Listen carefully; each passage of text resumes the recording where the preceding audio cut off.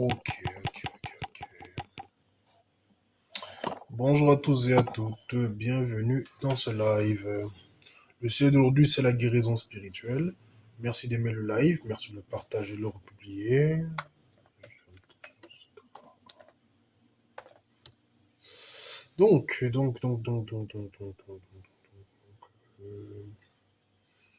Le sujet d'aujourd'hui,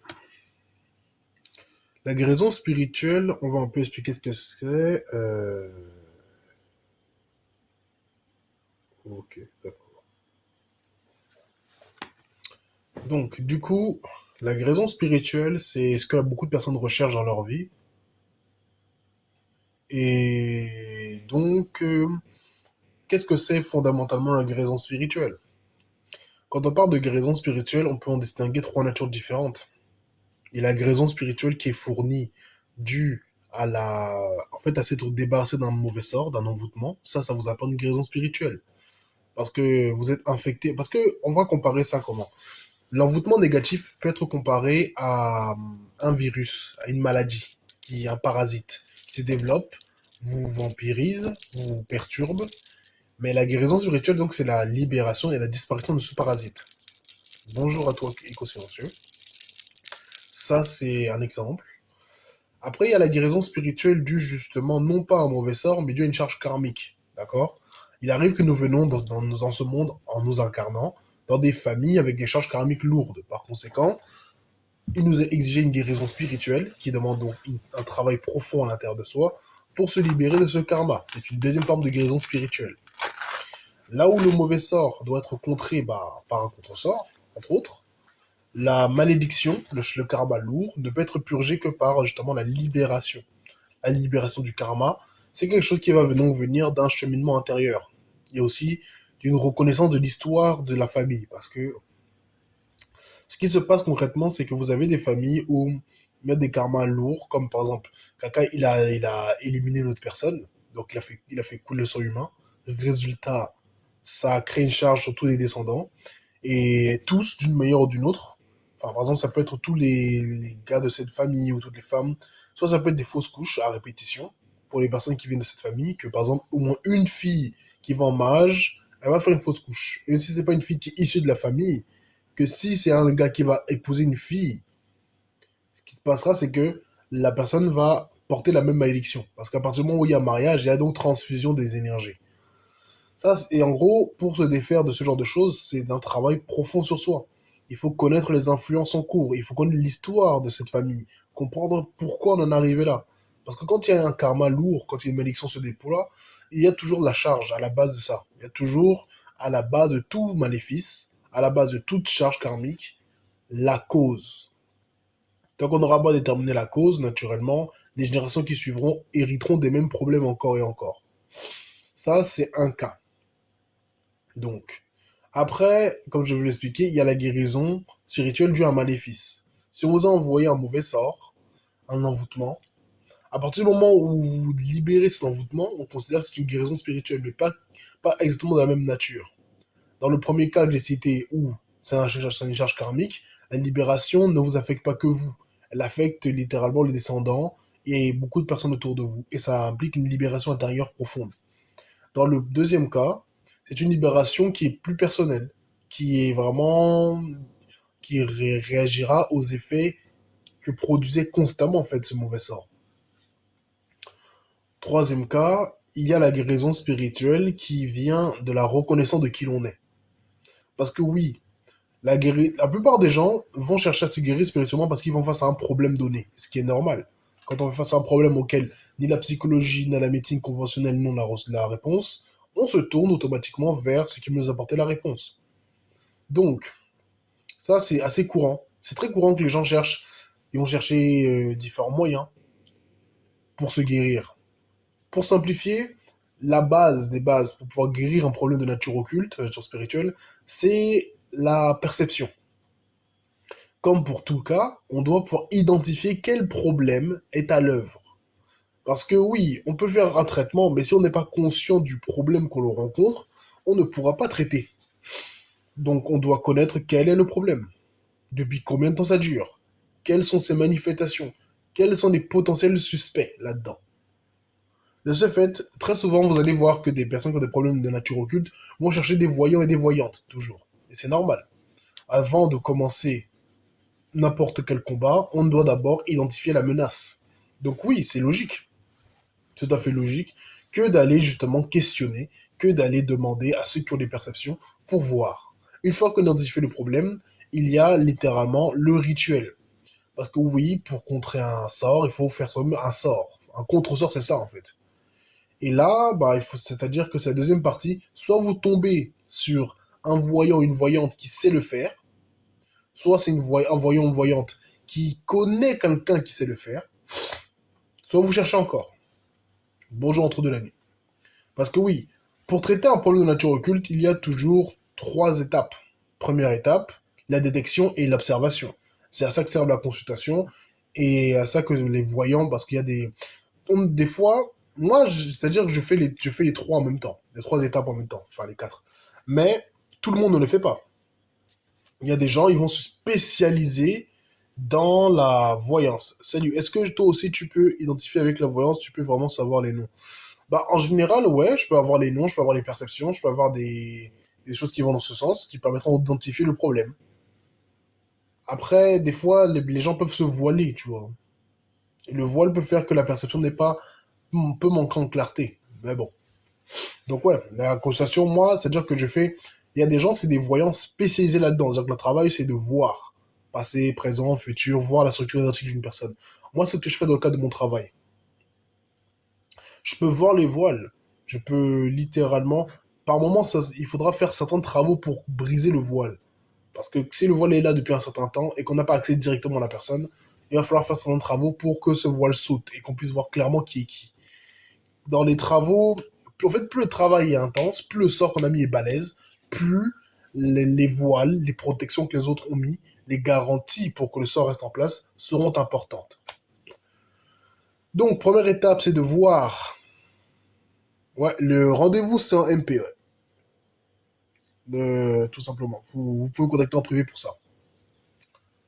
Donc, il faut être conscient que quand on vous parle littéralement de voyance, on vous parle du fait que quand on voit, parce que ça, il faut bien l'intégrer.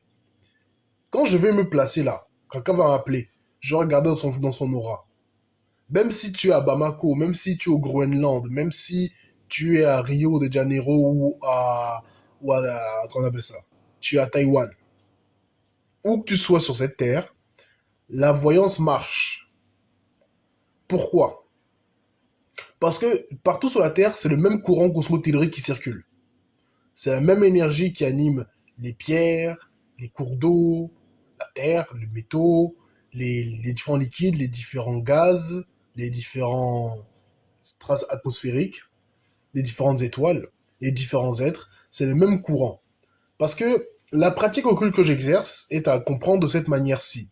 Je suis quelqu'un qui sert de canal, d'accord? Mais de canal à quoi? Je sers de canal aux énergies naturelles. Le but de tout praticien, bonjour à toi Cécine, c'est d'être un canal pour le flux naturel. C'est-à-dire que il y a plusieurs étapes à respecter. Une fois qu'elles sont entretenues, tu deviens un canal d'énergie. Tu fais circuler l'énergie cosmotellurique à travers toi et tu peux l'employer. Bonjour à toi Gina. Tu peux l'employer littéralement pour projeter ton énergie dans un but. D'accord, ça y est, je réponds. Ça, dans un but, tu peux soit utiliser ça dans un but de protection, soit dans un but d'attaque, de guérison, selon ton besoin. Parce qu'en vérité, aucune structure énergétique ne marche s'il n'y a pas un branchement. Le branchement de tout initié, on va dire initié lumineux, parce que bon, ces termes-là, j'ai un peu du mal avec. Bon, on va dire un initié dans la lumière, ça va être quelqu'un qui exploite uniquement l'énergie naturelle. Parce que tout autour de nous, la terre, l'eau, l'air, le feu, et leurs variables, ainsi que les terres, c'est de l'énergie. Dans ce réseau-là, c'est là où circule l'énergie, la vitalité, mais également les informations. Et vu qu'on est tous connectés à celui-ci, moi, quand je me connecte à une personne, je passe par ce réseau pour voir, littéralement. Même si elle est loin, la parole, l'écrit, la pensée, c'est comme si ça ouvre des canaux. Donc oui, quand on te fait de la voyance, on ouvre un portail. Je pense que certains, vous avez déjà entendu parler de ça. Il y a l'ouverture de portail qui s'ouvre dès que On regarde à distance. Parce que c'est ça, en fait. Un portail, c'est ce qui donne accès à d'autres plans. Vous allez imaginer un portail à Star Trek, mais il faut vous dire simplement que c'est un point de passage qui offre accès à l'information. Donc, c'est pour ça que quand on fait une voyance, on doit après couper les liens, hein. C'est un peu comme si tu coupais ta webcam pour éviter que ça continue à filmer après. Et quand on fait voyance, là, il faut... Mais est-ce que tu peux avoir des infos faussées ou pas? Car moi, des fois, je reçois des infos, je crois pas. Infos faussées, je dis que ça dépend. Parce que c'est aussi pour ça que le travail intérieur est très important. Je parlais des différents types de libération, enfin de guérison spirituelle, la guérison par rapport aux charges karmiques, par rapport aux mauvais sorts. J'avais pas trop développé la troisième type qui est principalement due à l'élévation personnelle. Tout être humain naît sur Terre, on va dire, naît sur Terre avec une blessure, d'accord? Bien sûr, les conditions de règlement de cette blessure vont différer, mais on est tous avec la blessure suivante. Nous sommes des êtres spirituels, des êtres subtils qui avons pris corps dans la matière. Et nous avons oublié d'où nous venons. Nous avons oublié qui nous sommes. C'est la blessure intrinsèque qui habite chaque être humain. L'objectif est donc de se réunifier avec le courant énergétique ambiant pour retrouver qui nous sommes.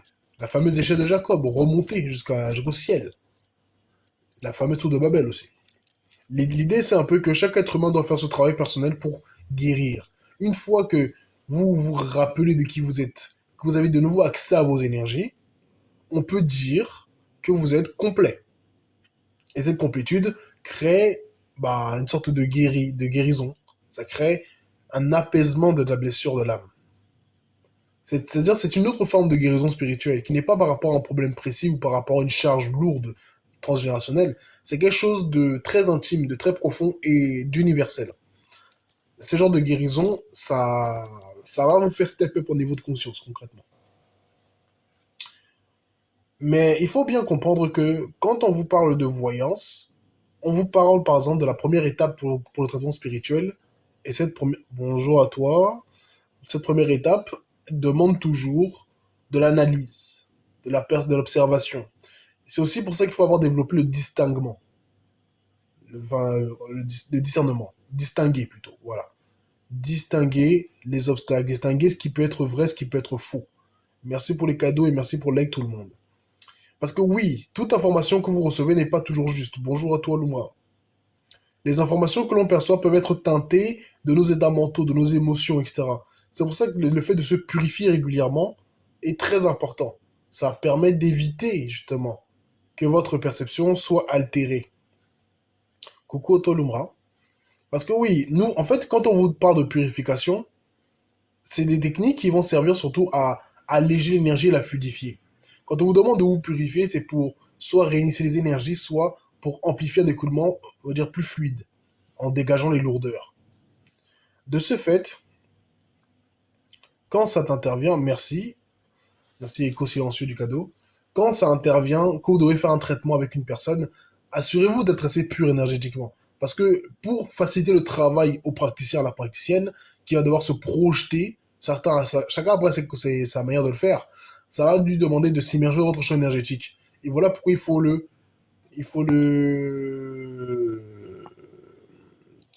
en fait, en gros, se purifier régulièrement, quoi. Mais est-ce que quand tu peux informer notre Karine, je sais pas comment peut-on le nommer. Je comprends pas trop la question. Le Karine, donc ça te dit. Le Karine, je dis pas de bêtises, c'est censé être un esprit qui vous accompagne tout au long de votre vie, hein. Parce que c'est dans l'islam, dans les souvenirs. Parce que dans toutes les cultures, il y a une question du double spirituel.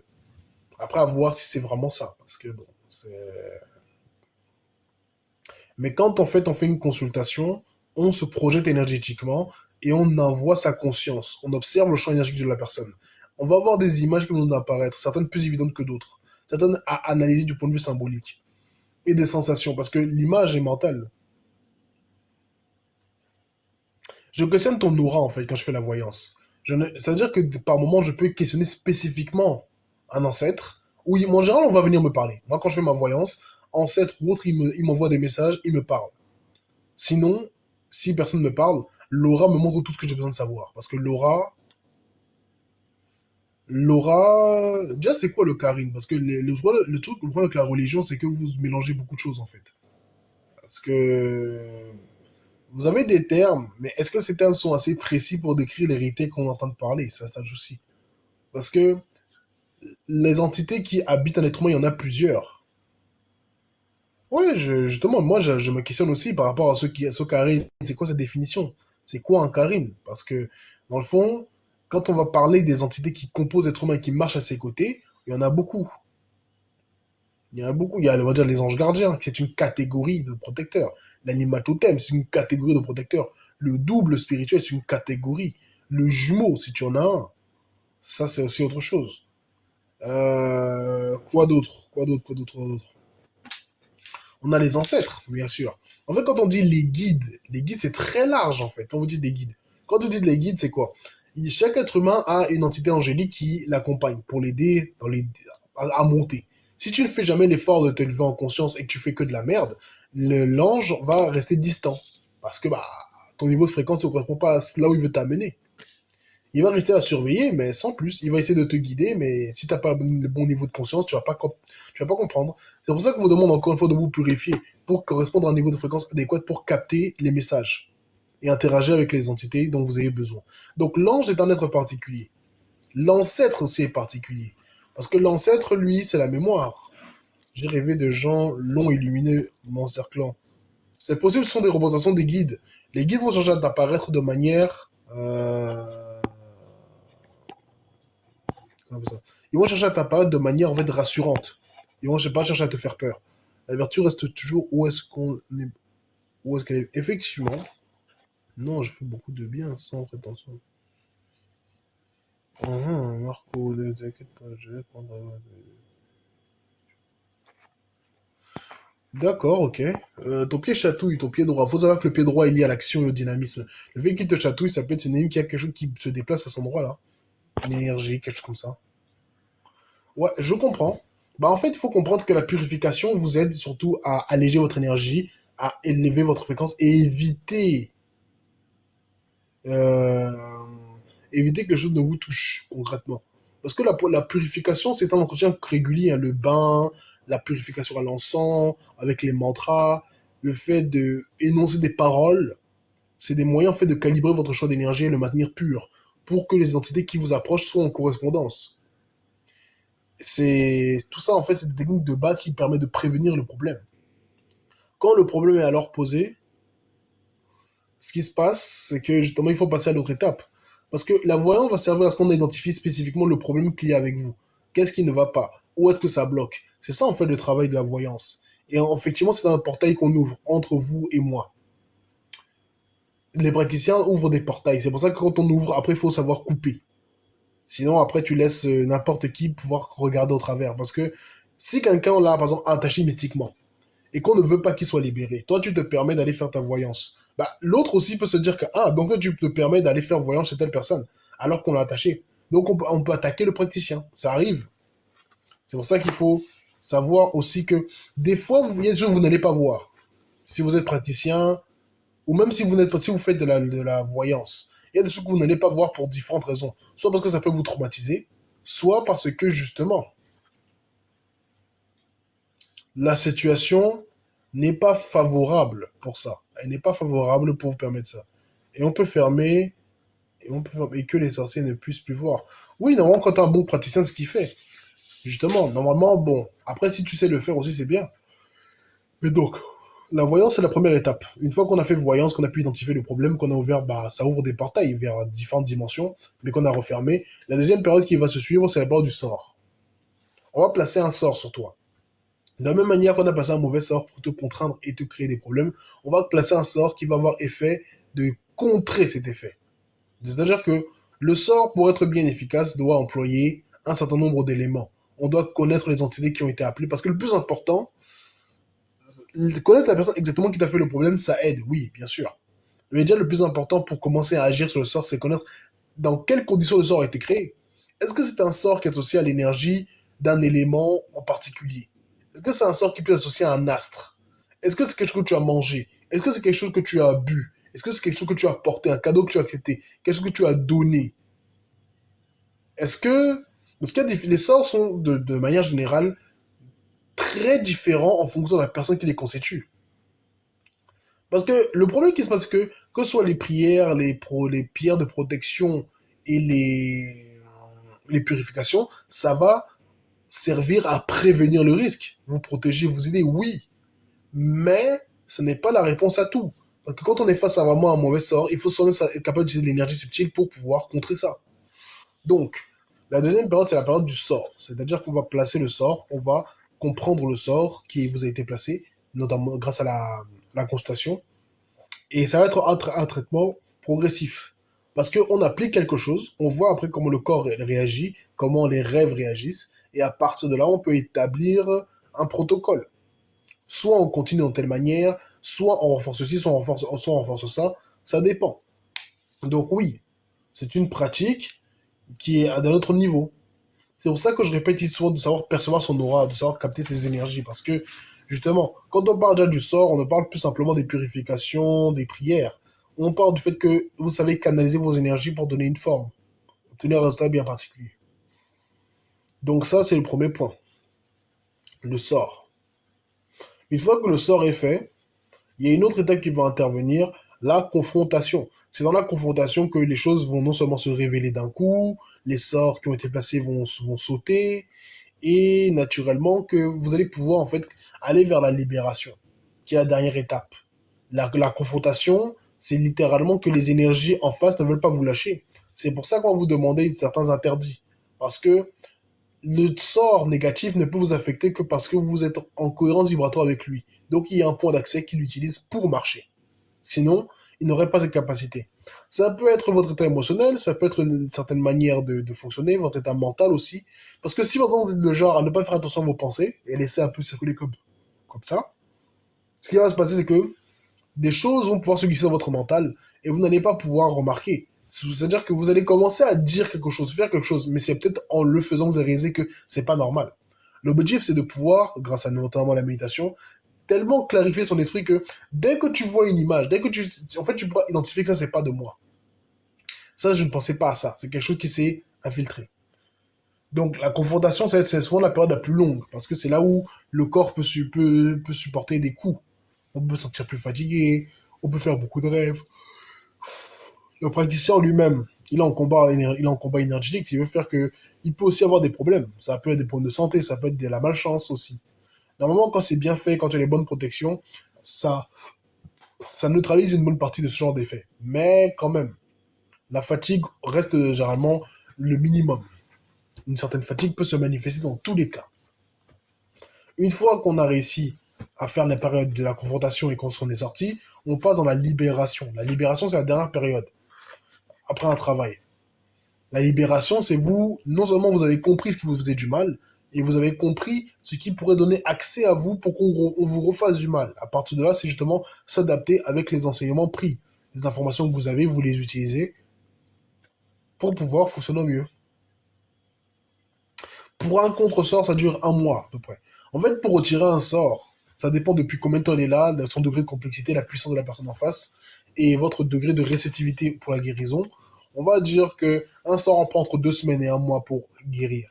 De la même manière que pour être fait, un sort prend plus de temps. Un sort pour vraiment s'implanter, s'il y a plusieurs.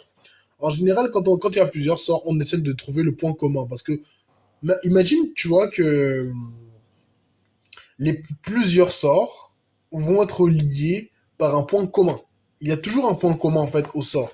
Pour que le sort marche, pour qu'un sort marche, que d'autres se rajoutent, il y aura des points communs. En fait, c'est comme si tu vas dévisser le point central qui va faire que tout le reste tombe comme un domino, quoi. Donc c'est vrai que même s'il y a plusieurs sorts, il y a toujours une racine commune, un but, le même but derrière, quoi. C'est pour cela que les sorts, dès que tu comprends la structure du sort, tu comprends pourquoi il a été lancé, qui l'a lancé, etc., ça devient assez automatique pour pouvoir régler la situation, en fait. Ce n'est que quand, justement, on a fait ce petit travail-là, que l'on peut identifier le problème. Le problème qui se passe, c'est que qu'il y ait plusieurs sorts n'est pas vraiment un souci, dans le fond. Ce qui va être un souci, c'est le fait d'ignorer qu'est-ce qui crée ça. D'accord? C'est littéralement ça. Attendez, ok. Parce que, en gros, la libération, c'est dans la période où, justement, une fois que tu as expérimenté ça, une fois que tu as compris ce qui n'allait pas, bah après, tu vas aller mieux. Normalement, après ça, tu vas pouvoir, justement, adapter ta vie. Ne pas accepter certaines choses qui viennent de certaines personnes. Des fois, tu peux vouloir accepter un cadeau d'une personne sans prendre en compte que cette même personne est peut-être celle qui t'envoûte. Le contresort, c'est une technique. L'exercice, c'est une autre technique. L'exercice est beaucoup plus long en général. Pourquoi est-ce que l'exercice est plus long? Parce que justement, quand on fait un exercice, merci pour le cadeau, l'exercice, lui, a pour but d'extraire une malédiction, de défaire une charge. Le contresort, c'est simplement de retirer un parasite. C'est comme si on fait de la programmation informatique. On t'envoie un virus, on t'enlève. C'est ça un peu le contresort. On comprend le fichier malveillant, c'est quoi son but, depuis combien de temps il est là, etc. Par contre, pour ce qui est après de l'exorcisme, c'est autre chose. L'exorcisme, lui, c'est quelque chose où on doit littéralement reprogrammer. Ouais. L'exorcisme, c'est un reset. C'est-à-dire que c'est comme si on doit modifier les dossiers sources. Parce que pour qu'une malédiction se place sur toi, qu'elle soit familiale ou que tu réussisses à la choper, on ne sait comment, il y a des points d'entrée sûrs. Ce ne sont pas les points d'entrée les plus classiques. C'est littéralement que tu as fait quelque chose ou ta femme a fait quelque chose qui a permis à ça d'en s'implémenter. On peut faire les deux. On peut faire aussi les deux aussi. Mais bon. C'est-à-dire que on va y aller par étapes en général. Parfois, je ressens un essoufflement ou comme un souffle qui sort de mes entrailles. Oula, bizarre ça. Plutôt chelou.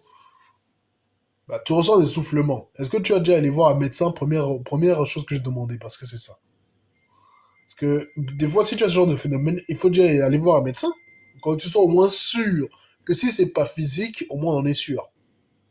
Après ça, si ça sort de tes entrailles et que tu as le sentiment d'étouffer, j'ai ma petite idée. Mais j'attends déjà ta réponse. C'est quoi les interdictions? Ça dépend des gens. Ça dépend vraiment des gens en général, les interdictions. Salut, est-ce que je pourrais avoir rendez-vous? Ok.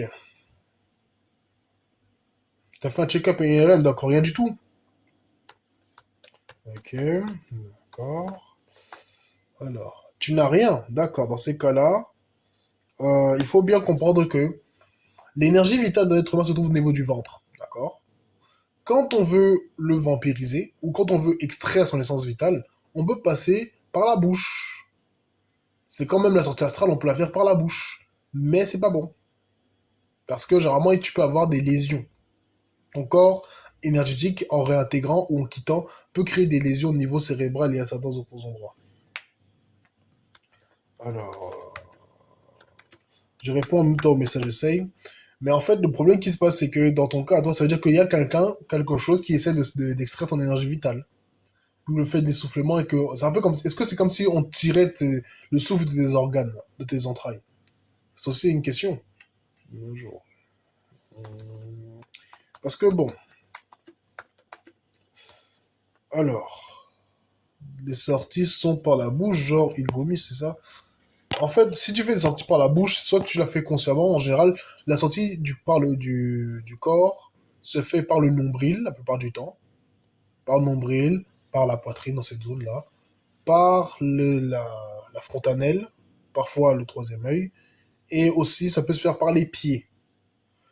Certains mauvais sorciers font les sorties par le trou de derrière. Mais ça, c'est ceux qui savent très bien ce qu'ils font. Parce que eux là, ça veut dire que leur énergie commence à être perturbée. Parce que ça veut dire que c'est pas un passage à utiliser pour ça normalement. Dans ces cas-là, Hank, bah, est-ce que tu as déjà mis en place des choses pour te protéger, pour te purifier? Parce que quel que soit le problème occulte que tu traverses, la purification va servir à l'amoindrir et te redonner de la vitalité. Ok? Merci pour les cadeaux. Aussi, la protection, tu peux déclarer des paroles avec intention.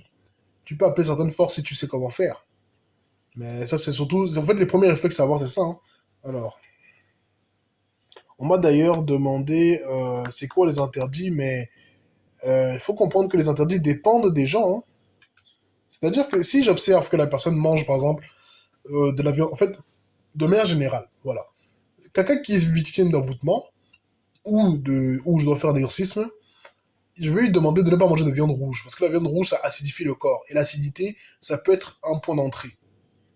Je vais lui demander d'éviter de regarder les films violents, par exemple, aussi. Ouais, ça peut aller jusque-là. Lui demander de rester positif, de réciter certains mantras, à répéter encore et encore. C'est pour reprogrammer l'inconscient et créer une certaine charge vibratoire autour d'elle. Je brûle des plantes, me lave au sel et parle à moi-même pour me purifier. Et qu'est-ce que ça donne? Parce que effectivement, si tu fais déjà ce genre de base, la question aussi qui va se poser, est-ce que tu sais magnétiser ou sentir ton aura? Mhm. Parce qu'effectivement, euh, si tu sais le faire, ça change les choses. Alors.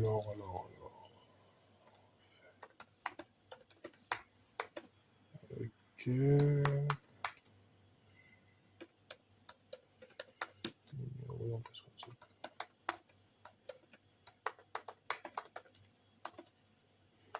Voilà. Ne plus faire l'acte sexuel aussi. Oui, effectivement. Des fois, surtout quand il y a des histoires de purification et d'exorcisme, on va estimer que l'acte sexuel est évité parce que tu vas mélanger tes énergies et ça peut ouvrir un autre portail. S'il y a déjà des gens qui sont sur tes côtes, avoir un rapport intime ne va faire couvrir ton champ. Oui aussi, ça c'est vrai le moi. Des fois, toute la durée du traitement impliquera que tu ne devras pas avoir de rapport intime, pas boire d'alcool, pas manger de viande rouge, ou des fois pas manger du tout de viande, faire un régime végétarien. Parce que ça dépend aussi du degré de gravité. Si on a besoin d'une purification complète et intégrale, alors là, tu vas pas manger de viande, mon ami, et pas de rapport intime, ni même boire une goutte d'alcool. Tout ce qui va perturber ton champ, te mettre dans des états où tu vas pas forcément avoir toute ta maîtrise, sera à éviter. Et c'est normal. Parce que ton énergie, on est en train de la recalibrer. On est en train de faire des choses par rapport. Moi, pour vous donner un exemple, si je te dis ne bois pas à une personne, vraiment tu ne bois aucune goutte d'alcool, et que toi tu bois, qu'est-ce qui se passe pour moi de mon côté? Moi, je fais mon travail, j'active mon aura, je me projette sur toi, je connecte nos énergies, et j'agis. Je commence, je sais pas. C'est déjà, ce qui va se passer, c'est que l'alcool, ça fait que le champ vibre un peu particulièrement. En gros, ça veut dire que je vais peut-être voir quelque chose, mais qui n'est pas là de base. C'est-à-dire que le fait que tu aies ouvert tes champs, tes corps, par la prise de substance, ça a fait que quelque chose apparaisse, que je puisse voir, mais c'était pas là avant. Et que quand tu vas arrêter ça, je ne verrai pas la même chose. Ce qui veut dire, ça veut dire fausser le traitement. C'est un peu, c'est-à-dire que je vois un élément qui n'apparaît, qui ne trouve possibilité de se manifester que parce que tu es dans un état d'ébriété. C'est un exemple. Ou justement, ça peut faire que je place quelque chose. Quand je place quelque chose, on va dire, le truc aura du mal à complètement s'implémenter parce que ton énergie, au lieu d'avoir comme un mouvement assez régulier, elle a des mouvements assez chaotiques. Quand on voit deux gros serpents qui veulent te manger, bah, ça veut dire qu'il y a deux sorciers qui sont sur tes côtes. Un serpent énorme qui veut te bouffer, c'est ce n'est déjà qu'on va t'absorber. Regarde qu'on appelle ça dans le Nyungu, dans le Famla, on appelle ça comme ça au pays. Parce que ça, c'est souvent la prison mystique, souvent, parce que le gros serpent, c'est le constrictor. C'est celui qui attrape. Donc, l'idée, c'est vraiment de voir que quand tu vois ça, ça veut dire qu'on essaie de t'attraper, pas seulement de te vampiriser, mais de te capturer. Et s'il y en a deux sur toi, ça veut dire que peut-être il y a des personnes qui sont soit ils sont alliés pour te nuire, soit elles se font la guerre parce que elles veulent te bouffer. Mais chacun veut te bouffer en premier, quoi. Ça, c'est des cas comme ça. Comment est-ce que vous allez ressentir si je vous fais un traitement? Pour répondre à ta question, ça dépend de votre degré de conscience. Ceux qui ont un niveau de conscience suffisant, merci pour le cadeau, en tout cas, ils vont surtout capter qu'en vérité, il y a une vibration, une chaleur dans leur corps, il y a une lumière, ce genre de choses. C'est surtout comme ça que les gens voient mon aura en général. Mais après, ça dépend vraiment de ton niveau de conscience. Tout le monde n'est pas logé à la même enseigne à ce niveau-là. Les gens ne vont rien sentir. Ils vont juste vivre les conséquences. Les conséquences, ça peut être un rêve un peu particulier. Ça peut être un changement d'état. pas de déséquilibre, enfin, en gros, sensation de bien-être, sensation d'apaisement, etc. C'est principalement comme ça que les gens vont manifester les effets de mes sorts. Ils peuvent me voir en rêve aussi, ça arrive. Ils peuvent me voir en rêve, que je les guide, etc. Parce que ça, pour se délivrer, c'est-à-dire, parce que ça, dans tous les cas, même si je fais un exorcisme, tu vas sentir des choses. Parce que la délivrance, ce que vous appelez délivrance, c'est quoi? Il y a différents cas. Soit tu es victime d'un envoûtement, on te délivre de ça. Soit tu es victime de, je sais pas moi, d'une malédiction, on te délivre de ça. Parce que la délivrance, dans tous les cas, ça va être un peu la même logique. Je vais me connecter à ton champ, je vais le percevoir, et je vais y appliquer des choses. Je vais en retirer d'autres. Je vais faire en sorte que ton champ ne soit plus perceptible par ceux qui te dérangent. Je vais faire en sorte donc de te dissimuler, de te protéger, de renforcer ta défense, de te purifier.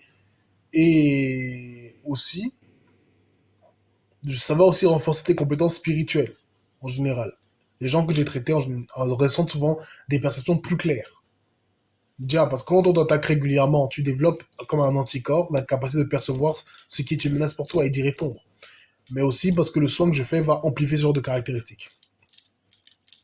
Encore une fois, bonjour à tous et à toutes. Je vous remercie d'être présent dans ce live. Aujourd'hui, on parle de la guérison spirituelle.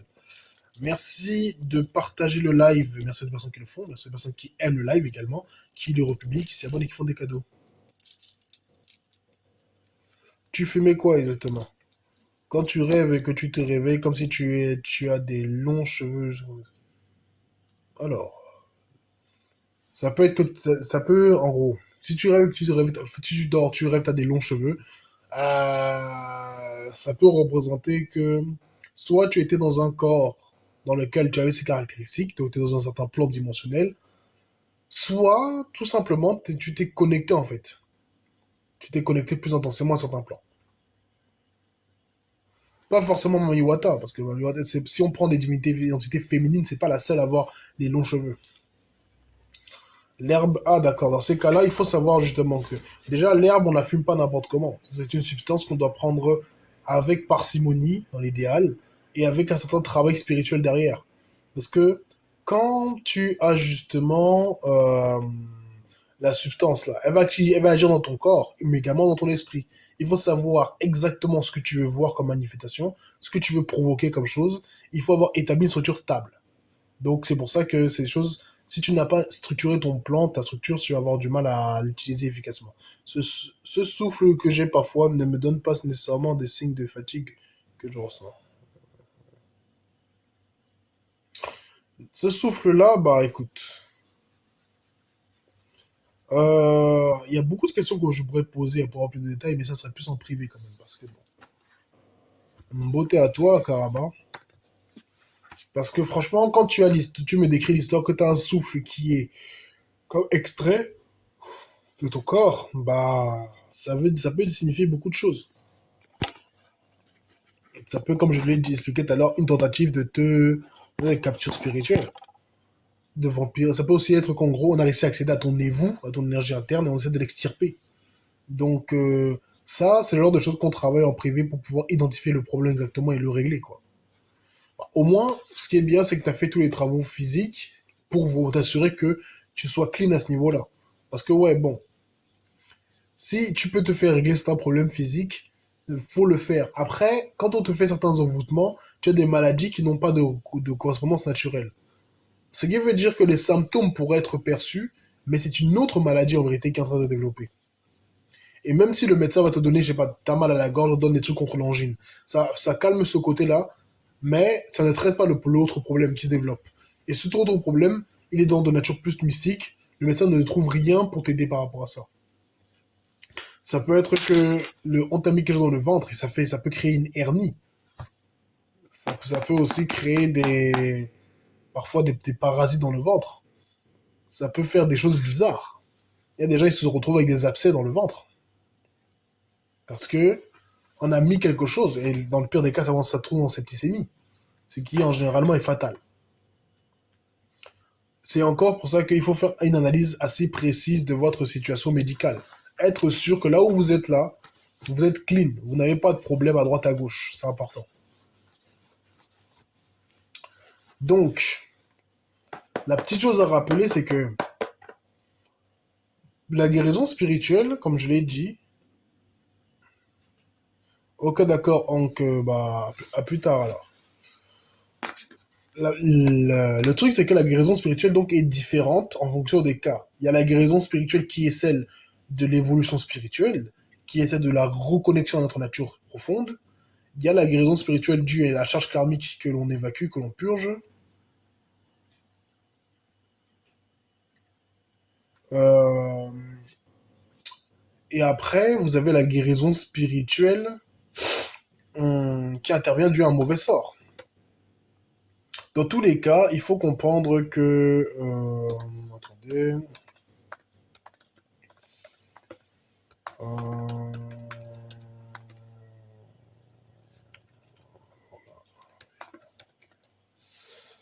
alors, le petit termine juste ça.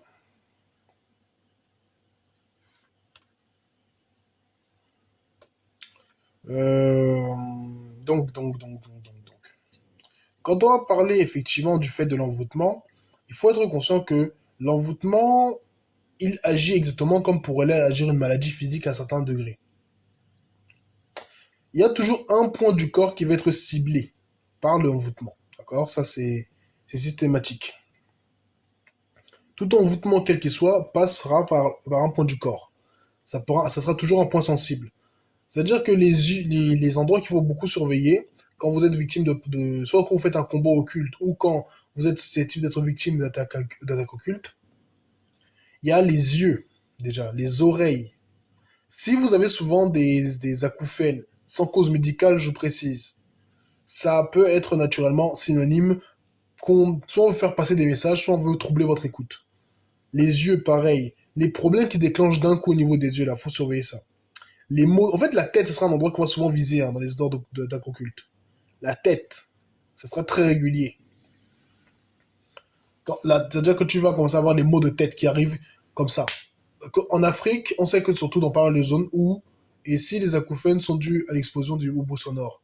Bah, si c'est des problèmes, c'est pour ça que je précise bien que l'acouphène, les problèmes que si vous constatez des symptômes physiques, assurez-vous que ces symptômes ne soient pas en lien avec quelque chose de purement physique, d'accord? Après, tu peux avoir un truc qui s'active quand il y a du bruit, oui, mais encore une fois, il faut s'assurer médicalement que tout va bien. Moi, je ne prendrai pas la responsabilité de que vous allez faire des choses sans être sûr que ceci est d'ordre occulte, quoi. Parce que l'un des bons problèmes, c'est que il y a aussi des gens qui se croient atteints de problèmes occultes alors que c'est pas le cas. Si je te montre mes yeux, laisse tomber alors que je n'ai aucun problème de vue. Ça arrive souvent parce que justement, le corps physique est impacté par les influences occultes.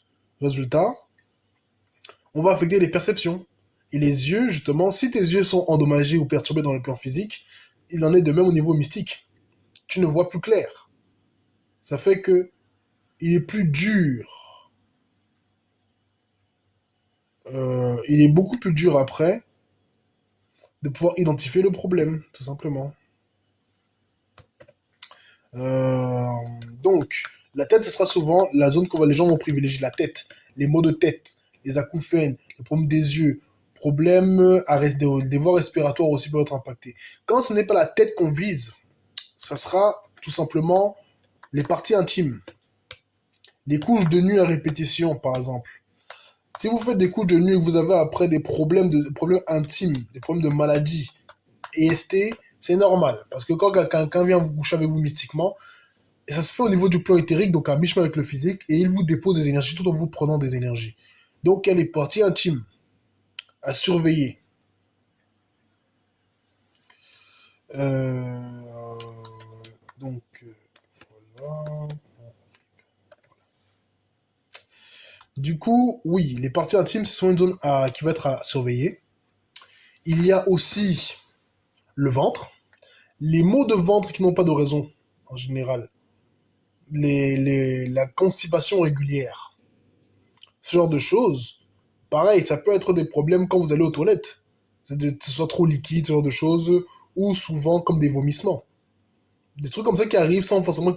Je rappelle, hein, il ne faut pas qu'il y ait un support physique parce que sinon, il faudra aller voir le médecin. Mais quand c'est ce genre de cas, effectivement, tu peux avoir aussi des gonflements du ventre. sans explication. Juste le ventre gonfle. Ça arrive aussi. Et ça crée de la douleur. Un des problèmes aussi, c'est bien sûr la fièvre. Quand on est victime de certaines attaques occultes, la fièvre à répétition et l'effet qui dure dans le temps surtout. Ça permet de savoir à quoi on a affaire. Parce qu'il faut savoir un truc, c'est que on ne va pas directement faire apparaître quelqu'un, une créature venue du plan invisible qui va par exemple venir te dire non, non, non. On va passer par des choses simples. Ça peut être une fièvre qui dure, qui ne part pas et finalement la personne trépasse, on se dit oh elle était affaiblie, tout ça. Une maladie qui s'installe dans des années, c'est pareil, ça vous termine. Les endroits qu'on vise moins, parce qu'il y a la tête qu'on vise bien sûr, il y a le ventre et les parties intimes, il y a les membres, enfin on les vise moins. On les vise aussi, hein, les membres, les pieds, les mains, ça peut être pour au niveau des pieds, des douleurs au niveau des pieds, des douleurs au niveau quand vous marchez. Ça peut être des douleurs au niveau des mains, au niveau du bras. Vous pouvez avoir des zones du corps qui peuvent être douloureuses, comme s'il y avait une tension, comme si on tirait vos nerfs, c'est des choses comme ça. Là, c'est quand on voit, les amis, certains sortent dans le corps. Il y a au niveau de la poitrine, ça peut donner des... Bon, en général, si c'est la poitrine qui est touchée, ça veut dire que vraiment, ça va faire mal. Parce que la... c'est un peu comme quand on parle d'armement dans le plan physique. Les zones comme le cœur, la tête est souvent visée parce qu'elle permet de mettre, elle permet de mettre un terme rapidement au combat. Le cœur, quand il est touché, ça agit assez vite. Et c'est souvent létal. Le ventre, parce que c'est un point sensible. Les parties intimes aussi. Et si on rote tout le temps, bah écoute. C'est-à-dire que si t'as pas des problèmes, on va dire, au niveau du ventre, l'euro, ça veut dire quoi? Quand le corps évacue comme ça, il cherche à évacuer bah, de l'air. Ça voudrait dire qu'il y a quelque chose qui est dans ton ventre. Faut voir. Quelque chose que tu manges peut-être. Parce que toutes les sorcelleries ne sont pas les mêmes. Il y a des sorts, on te pose ça une fois, ça se développe après. Ça, c'est un cas. Mais il y a d'autres sorts où c'est le genre que, justement, ça va se développer au fur et à mesure. Vous allez avoir une tante, vous allez avoir une sœur, une belle-sœur, une cousine, une grand-mère. On va souvent c'est souvent elle. Bon, j'entends Ruben Palma. Et ça peut aussi être d'autres personnes. Ces personnes-là, elles vont toujours te dire que, ah, viens manger. C'est genre, ils vont toujours te donner à manger, hein. Ils vont te donner un truc, tu manges parce que bon, la bouffe c'est bien, quoi.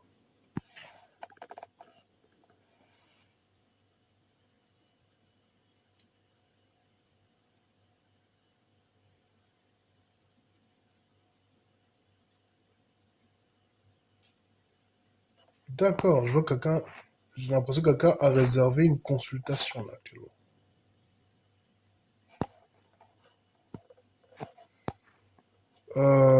Ok. Même si t'as rien mangé, tu rotes. Bah, si t'as pas de problèmes médicaux, faut aller voir ça. Les candidats, les candidats albicans et autres parasites. Intéressant. Bah, tu es prié sur quoi? Pourquoi tu veux prier, Ruben?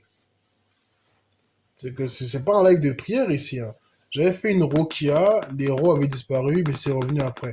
Bah, ça te montre, parce qu'il faut savoir que les Rokia, l'exorcisme chrétien, etc., c'est des techniques de magnétisme. C'est un soin énergétique qui est spontané. C'est un soin énergétique qui est spontané, qui arrive à l'instant T. Après, est-ce que c'est suffisant? Pas forcément. Donc, dans ces cas-là, soit tu veux rester dans cette pratique-là, soit tu restes dans cette pratique-là, soit tu t'intéresses à d'autres choses pour guérir ton problème. Mais tu veux prier pour toi, pour qu'il faut aller à autre part. C'est pas un live pour ça. Tu veux prier pour quoi, mon ami? Et si c'est pas ça, hein. Parce que là, moi, les prières, moi, je prie pas spécialement. T'as eu des blessures, bah, c'est pas un live de prière. C'est que si je dois faire un soin énergétique, j'en ferai un tout à l'heure. Mais bon, tu peux prier, hein. De toute façon, je peux prier pour toi. Après, bon, je n'ai pas besoin de monter pour ça. Après, j'ai vu, d'accord.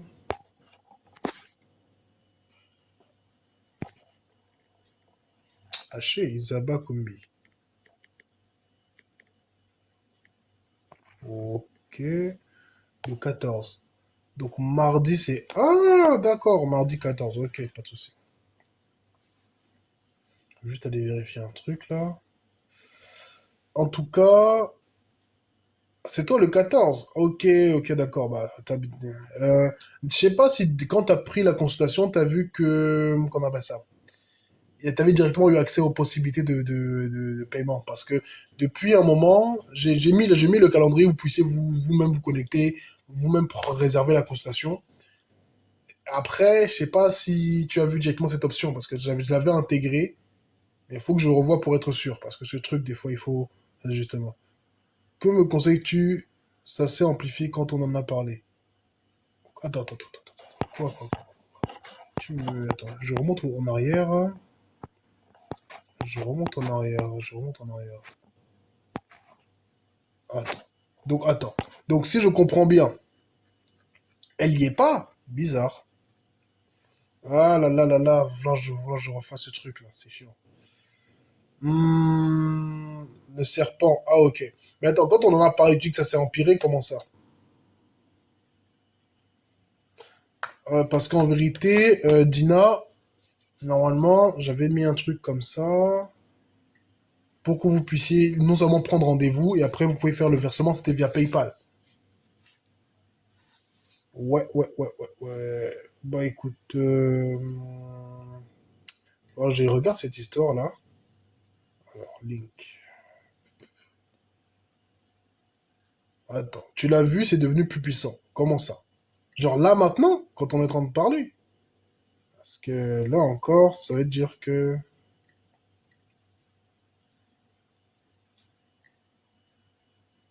Mhm. D'accord. Bah écoute, tu peux prendre une consultation, comme ça on va voir cette histoire. C'est quoi encore ce problème là?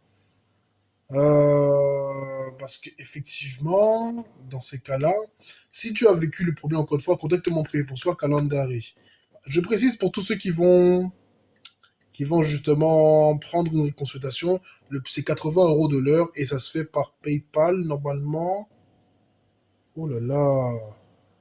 D'accord. Ok, d'accord. Attendez, je vais regarder un truc.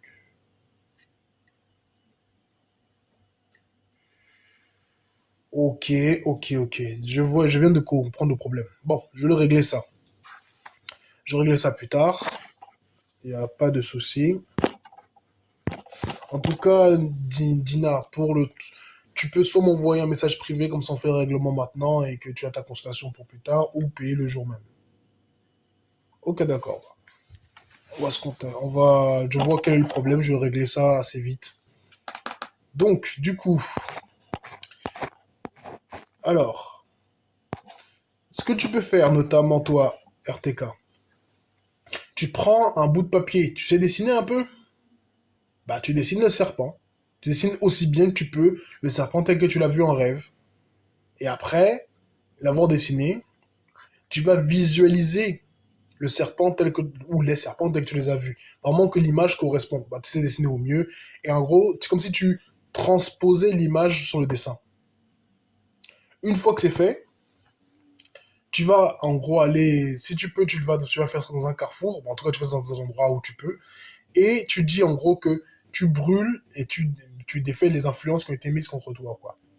Tu peux prendre ces serpents-là, tu découpes, tu coupes en morceaux, après tu brûles le tout et t'enterres les cendres. C'est une technique que tu pourras utiliser, ça va affaiblir ce genre d'effet. Mais est-ce que ça va tout régler? Pas forcément. Mais dans l'idéal, ça devrait amoindrir ce que tu expérimentes. Alors. Tac. Donc, et aussi, comme je l'ai dit, contacte mon privé pour qu'on voit ça.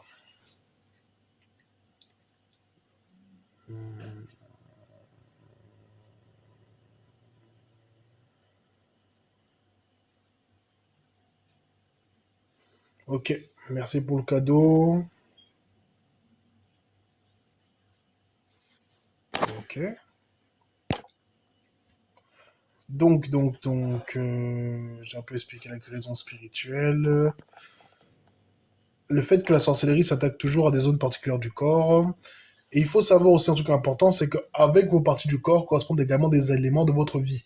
Ça peut être, on veut affecter ta capacité à produire de l'argent, ta capacité de manifestation. On va toucher tes zones sexuelles. Ça peut être les parties intimes. Dès que les problèmes au niveau des parties intimes, pour les hommes, ça peut aller jusqu'à l'impuissance, malheureusement, oui. Pour les femmes, jusqu'à la frigidité, et jusqu'au... Dans tous les cas, hommes et femmes, vous pouvez avoir des odeurs, des désagréables à ces endroits-là aussi. Parce que quand on va t'affecter, ça c'est qu'on va affecter ton argent. On va affecter ton abondance. On peut également affecter tes pieds. Quand on affecte les pieds, c'est soit parce que la personne a un destin par rapport à ça, du type de footballeur ou ça peut l'aider à vraiment monter, soit justement on veut l'empêcher d'avancer dans sa vie, et aussi c'est pour affecter sa santé, pour vraiment l'affaiblir considérablement. Les articulations aussi peuvent être visées. C'est souvent des endroits où quand ça part, quand ça touche, ça a du mal à partir. Parce que l'articulation, c'est ça, c'est une partie du corps qui, même quand elle est blessée, c'est dur de la guérir. Mhm. Mhm.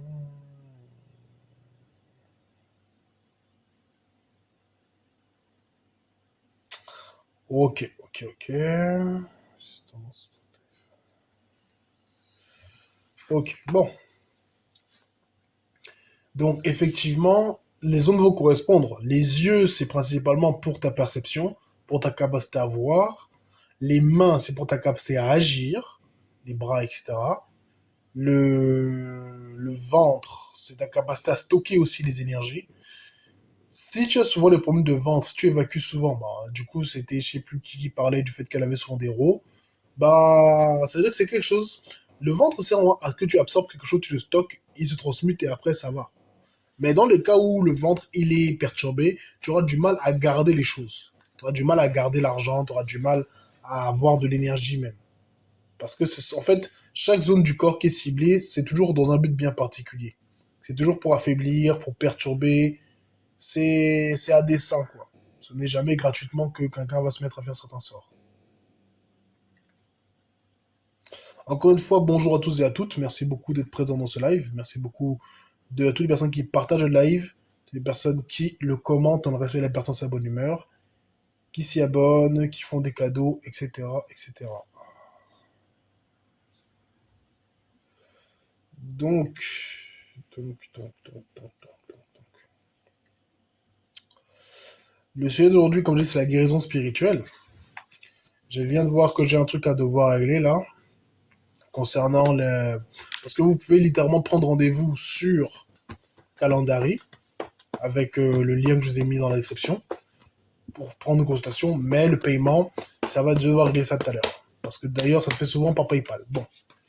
Du coup, la guérison spirituelle, c'est quelque chose qui va dépendre de beaucoup de facteurs. Le temps déjà va jouer. Aussi longtemps qu'un sort a tenu, ça sera parfois pas aussi longtemps, mais ça peut durer un moment avant d'être débarrassé. Plus le sort est ancien, plus il est temps de s'imprégner, plus c'est compliqué. Également, la justification. Il faut s'assurer d'être clean. Parce que quand on parle de guérison spirituelle, c'est une guérison qui se fait sur toutes les couches. Ce n'est pas qu'au niveau physique que ça doit se faire, c'est également au niveau psychologique et émotionnel. Si vous avez eu l'habitude, par exemple, de faire certaines actions qui vous ont conduit à ça, ça peut être mal parlé, mal pas gérer vos émotions, ça peut être beaucoup de choses comme ça.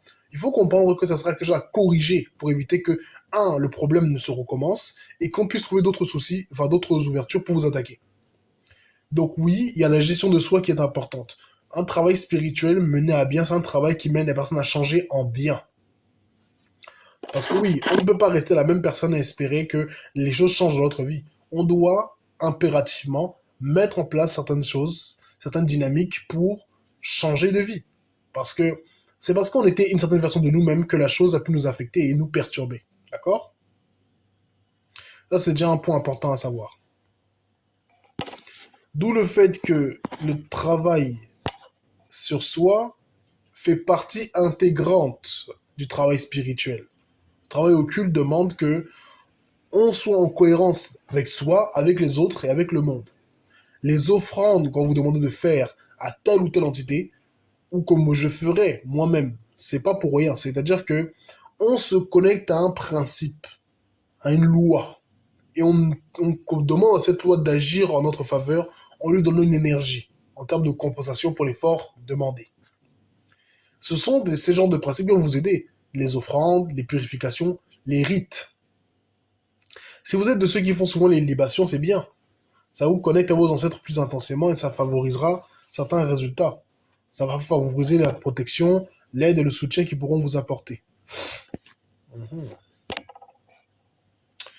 De ce fait, tout ce que je dis ici, c'est simplement des éléments qui vont jouer leur rôle de protection, de détournement, et tout ce qui va avec. Parce que le problème qui se passe, c'est aussi qu'il y a des gens, ils expérimentent la vie sans avoir en fait assez de recul, je dirais.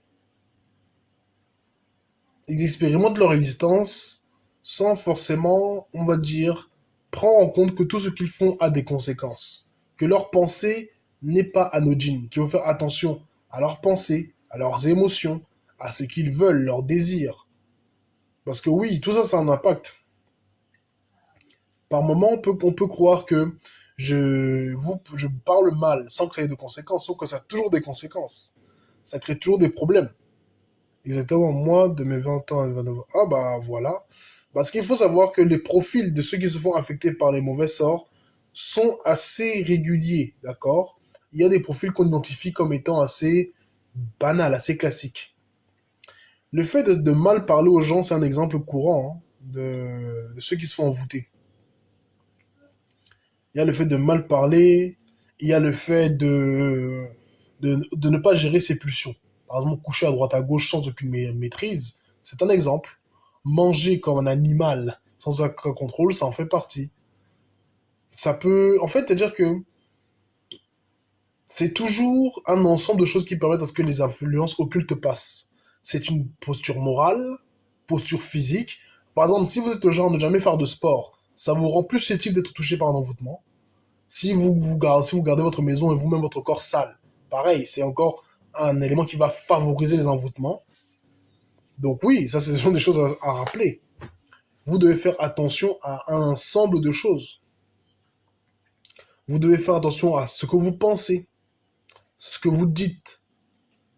Est-ce que vous laissez la place en vous de se développer pour vos ressentis?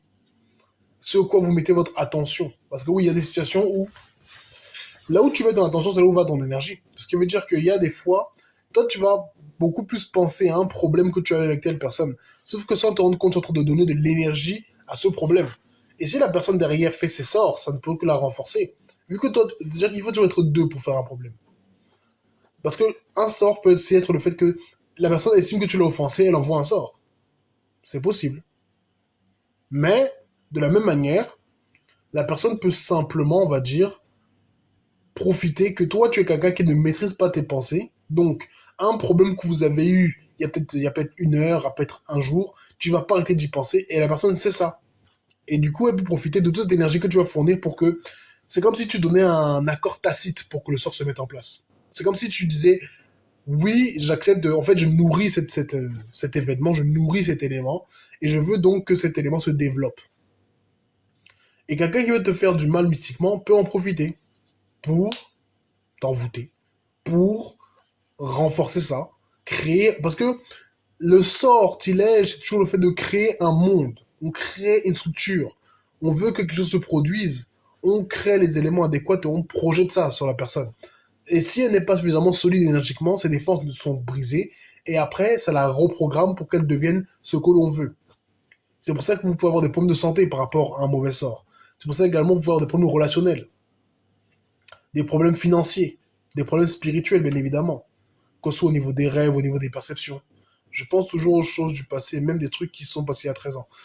Penser au passé n'est pas mauvais en tant que tel, mais y repenser constamment, le ruminer, c'est une porte d'entrée en fait.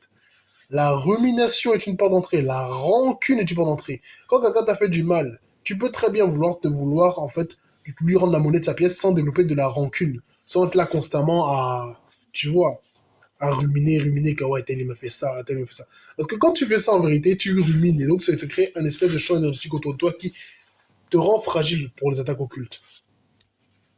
Le fait de mentir de manière constante aussi n'aide pas. Mentir, c'est quelque chose qu'on peut faire, mais pas n'importe comment. Parce que si tu mens tout le temps, tu affaiblis ton énergie. Et au bout d'un moment, quand tu n'as plus d'énergie à disposition, forcément, tu es bloqué. Tu ressens en fait des situations qui n'auraient pu se régler facilement, mais ne se régleront pas parce que justement, tu n'as pas assez d'énergie.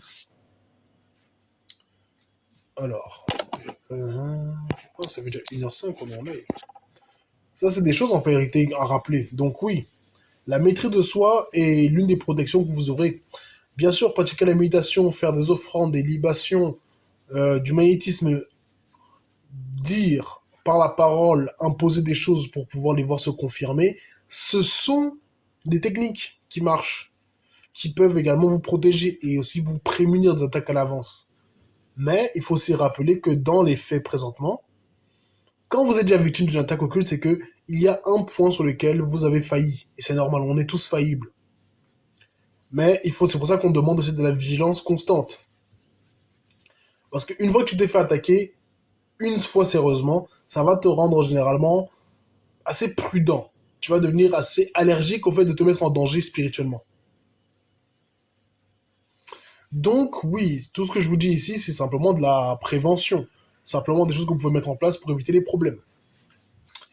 Encore une fois, si vous avez des questions, je réponds. Il y a surtout des personnes qui commentent le live dans le respect et la bonne humeur. Il y a surtout des personnes qui tapotent le live, qui l'aiment autant que possible. Je vois qu'on a 14K.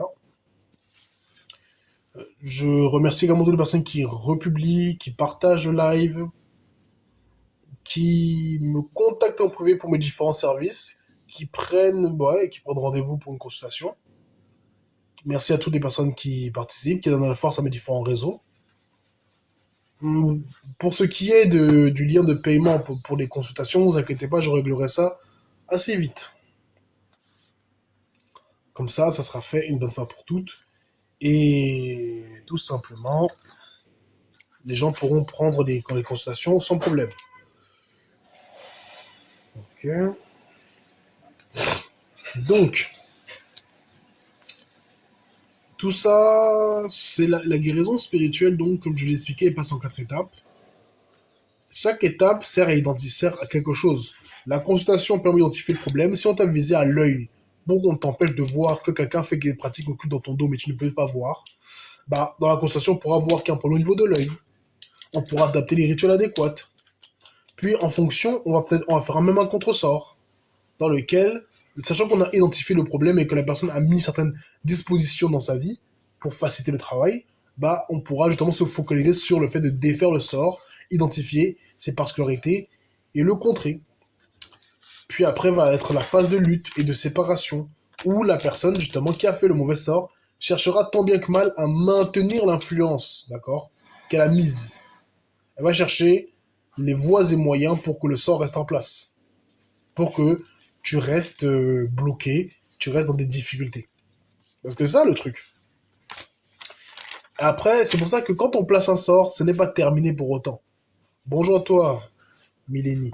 Quand on place un sort, c'est la moitié du parcours. Une fois qu'on a identifié et qu'on a placé un sort en adéquation, ce qu'il va falloir faire, c'est résister.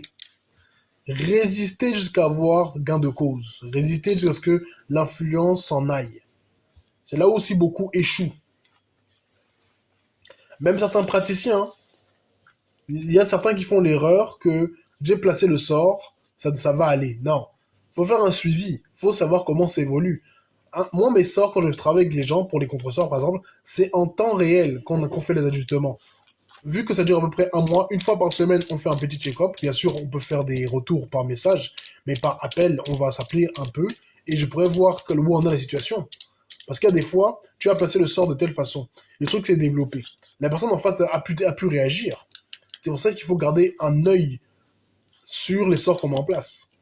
Parce que c'est en gardant un œil sur ces genres de sorts qu'on peut au mieux gérer la situation. Alors, attendez. Donc, ensuite, après que la lutte soit terminée, vous passerez tout simplement à la phase de libération. Parce que il faut bien comprendre que la libération, c'est simplement le retour. En fait, ce n'est pas un retour à la normale. Parce que, je ne sais pas pour vous, hein, dites-le moi en commentaire, ce que vous en pensez, comment vous l'avez expérimenté. Mais le fait de sortir d'un mauvais sort, ce n'est pas retourner à la normale. Ce n'est jamais retourner à la normale. C'est plutôt un changement de perspective. Parce que de la même manière qu'il a fallu lutter pour se libérer, il a fallu placer un sort, il a fallu identifier ce sort. Bah maintenant, il faut mettre en place des habitudes qui vont faire en sorte que ce sort ne revienne plus. Qu'on ne puisse plus passer par ça pour vous envoûter. Bien évidemment, si vous avez des commentaires par rapport à ça, je suis tout oui pour vous lire. Hein. Parce que il faut bien comprendre que quand on t'a fait un sort et que tu t'en es libéré, c'est-à-dire que tu as changé de vue sur le monde aussi. Il y a beaucoup de méthodes qui permettent l'éveil. Les gens qui font des EMI font un éveil. Les gens qui font certaines méditations atteignent un éveil, etc. En fait, il y a des différentes situations. Ça peut être une personne te parle et d'un coup, tu as la lumière qui vient. Ça peut être aussi des traumatismes. Ça peut être que, par exemple, je sais pas, un des proches a connu un accident de voiture, brutal, ça a choqué l'esprit de la personne. Résultat, elle cherche des réponses. Il y a toujours une raison à ça, mais l'envoûtement est une porte, naturellement, vers l'éveil. Parce qu'une fois que tu subis l'envoûtement, une seule fois suffit, hein, pour que tu comprennes que tu ne veux plus que ça se passe. Aussi simple que ça. Et c'est logique. Personne ne veut avoir à subir plusieurs fois le même problème. C'est pour ça que quelqu'un qui s'est déjà fait toucher une fois par un mauvais sort va être très frileux, va être très méfiant. Il y a des ignorances qu'on a qui nous poussent à faire certaines choses. Quelqu'un est bizarre, tu le sais, tu le sens. Mais tu la laisses venir chez toi, cette personne. Tu sais que la personne est bizarre, hein. Tu sais qu'elle est chelou, qu'elle ne veut pas du bien. Mais tu la laisses venir chez toi. Et après, tu t'étonnes de faire des rêves. Tu t'étonnes que certains problèmes arrivent. Disputes de couple, problèmes financiers, problèmes de poursuite dans les rêves, problèmes de malaise dans la maison. Tu ne sais pas ce qu'elle est venue déposer. Il y a des gens, ils prennent des poudres, des légères poudres qu'ils envoûtent, qu'ils ont préparées à l'avance. Bonjour à toi, belle lumière. Ils mettent ça dans les coins de ta maison, discrètement. C'est comme une légère poussière, à peine. Et après, bonjour à toi, Bikoul. Toi, c'est ta propre maman.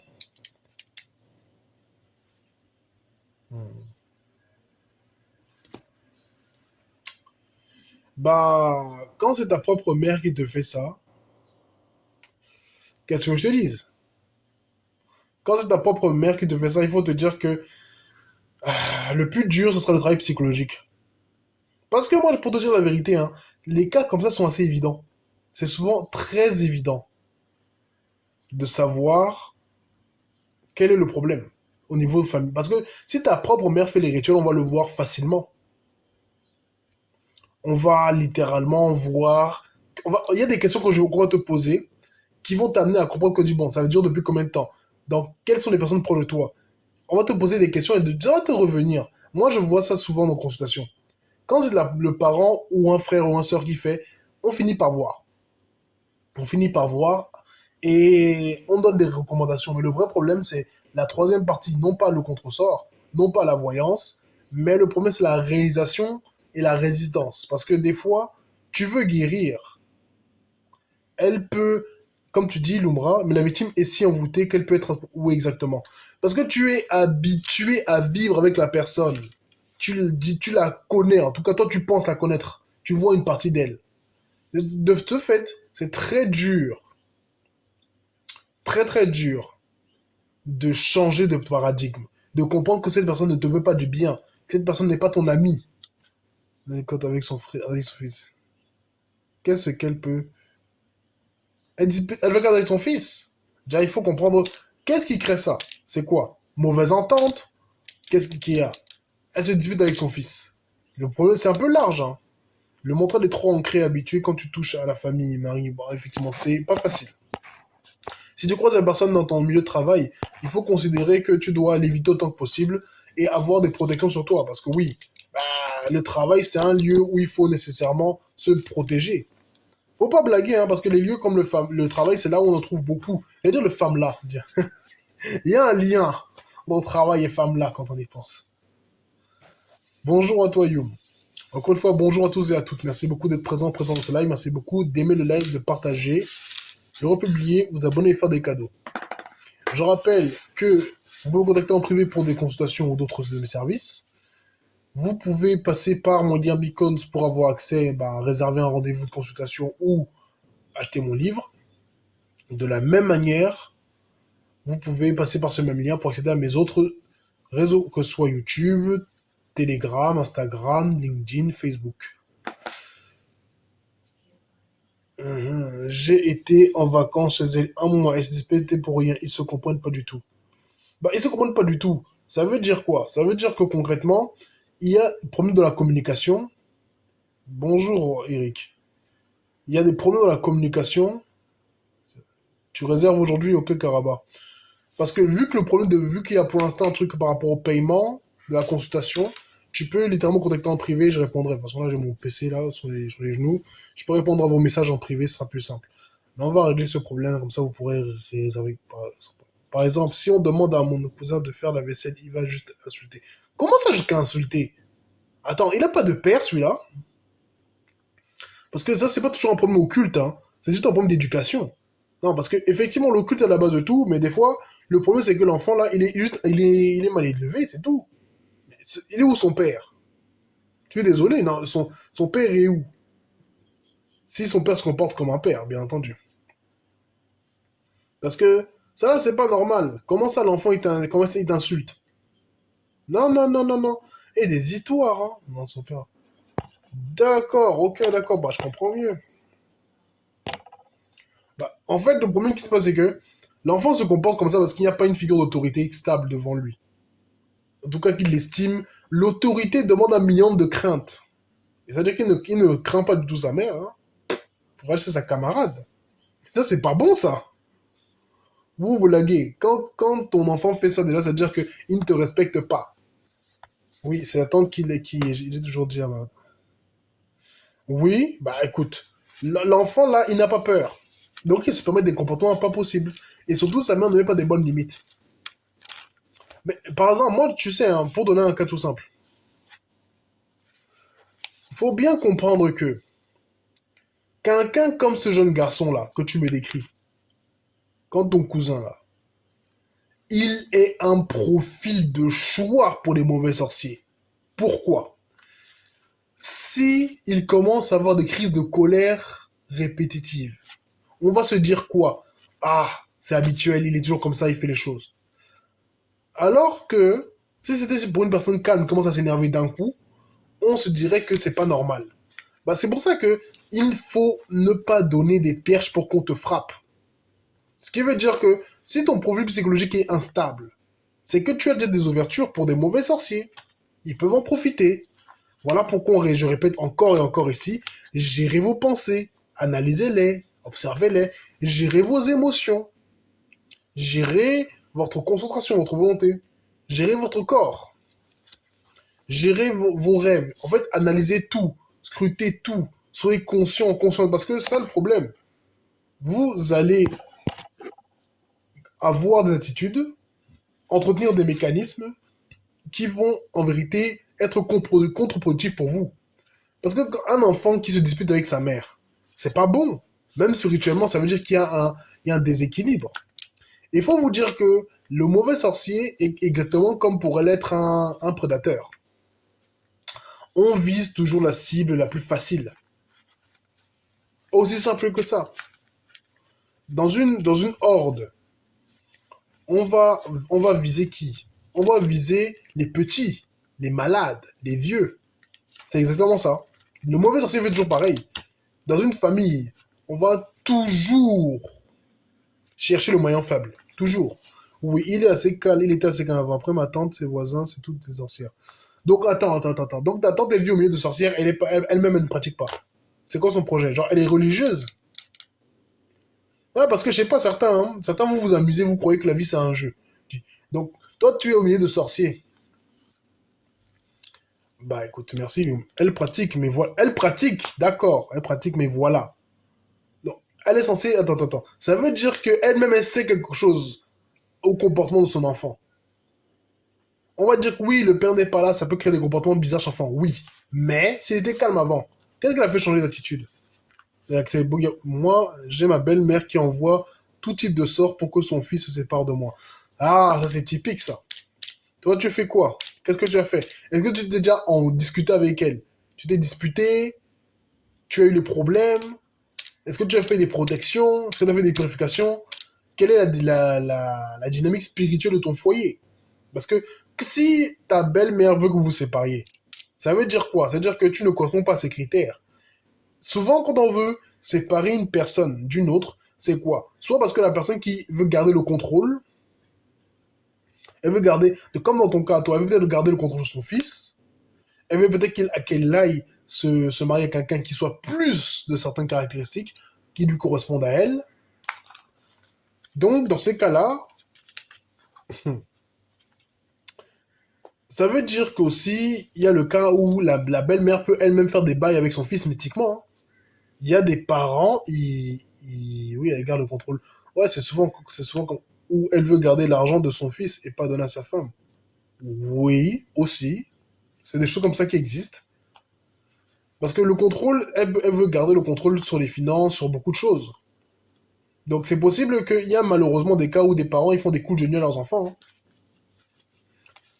Il faut comprendre que quand ça arrive, il faut couper ça très tôt. Parce que si tu coupes pas ça tôt, ça peut créer effectivement des... Comment on va appeler ça? Ça peut créer de la stérilité chez la personne. Il y a de la jalousie. Jalousie quoi? Par rapport aux revenus, par rapport à quoi? Parce que comme je dis, si c'est une fille qui fait des... Si c'est une dame qui fait des couches mystiques à son fils, faut te dire que dans sa logique à elle, tu es comme une rivale. Elle a dit qu'il a changé depuis qu'il a été hébergé quelque temps chez la femme de mon oncle. Même temps, mais même quand il était là-bas, il était insolent aussi. Mhm, mhm. À mon avis, Nema, ton problème là, c'est une histoire pas claire au niveau familial. Les gens sont pratiques mais ils disent pas. Oui, je sais, ils ont les vaches à l'aide de leur famille. C'est comme ça que la sorcellerie commence exactement. Elle a bloqué mes trompes pour que je ne puisse pas avoir d'enfant avec lui. Et qui est... Attends, tu sais... Comment tu sais ça? T'as fait des consultations, t'as eu des perceptions, qu'est-ce qui se passe? Parce que si c'est ça, ça veut dire qu'elle est déjà elle est plus à au niveau qu'elle. En fait, elle est au niveau, faut envoyer des contre-sorts. Là, faut casser ça. Parce que ça veut dire que si tu laisses ça, tu vas vraiment, en fait, tout ce qu'elle a pu mettre comme ça va se conclure, en fait. Parce qu'il faut comprendre que la magie, c'est quelque chose qui vise à se matérialiser progressivement. Donc bon, ils veulent prendre le dessus et retirer au max ces gens qui empêchent. Bah oui, il y a des gens comme ça. La personne qui peut t'aider à sortir de l'envoûtement, la personne va chercher, ils vont chercher en fait à te bloquer. Ils vont chercher à ce que tu coupes les ponts avec cette personne. Si c'est ton... Je vois certaines choses dans les songes. Tu vois certaines choses, mais qu'est-ce que tu as mis en place toi de ton côté? Parce que ça c'est un point important à comprendre, c'est que quand tu es déjà dans les histoires d'envoûtement, qu'on veut bloquer tes trompes, mais faut te battre spirituellement. C'est là où le problème, c'est que beaucoup d'entre vous ne savez pas vous canaliser votre aura et les entités en général. Parce que là, mais à ce moment-là, tu dois livrer une guerre pas possible. Moi, je pense que c'est voisins qui ont mis la zizanite chez ma tante. Tu sais, hein, Nema, c'est possible. Mais je vais t'expliquer un truc que vous avez déjà tous et toutes entendu en sorcellerie. Bonjour à toi, Sacha, ça va? J'espère que toi aussi. En sorcellerie, on va dire que ton sorcier est toujours ton garde du corps. C'est celui le plus proche de toi. Ça ne peut jamais être quelqu'un de loin. Si la zizanie est venue s'installer dans son foyer à cette dame, déjà, il y a un point de déséquilibre parce qu'il n'y a pas une figure masculine. Parce que c'est des principes, il faut que ce soit mis là pour que ce soit cohérent. Bon, après, si c'est barré, ça le concerne. Deuxième chose, il y a le fait surtout que, est-ce qu'elle pratique, mais est-ce qu'elle se protège suffisamment? Et aussi, parmi elle, si elle pratique, c'est qu'il y a d'autres personnes de ta famille qui pratiquent. Quelqu'un a ouvert la porte. Mais grave, mais bon, on n'est jamais à bout de nos surprises. Je ne sais pas faire, donc j'ai déjà annulé certaines choses, mais tous les jours, elle consulte pour surenchérir. D'accord, bah écoute, dans ces cas-là, moi je vais te dire qu'il faut entamer combat occulte contre cette dame, hein. Moi, le contre-sort, moi je te conseille. Après, le fait est que d'habitude, moi je vais toujours vous demander de faire une consultation avant pour qu'on puisse identifier le problème exactement.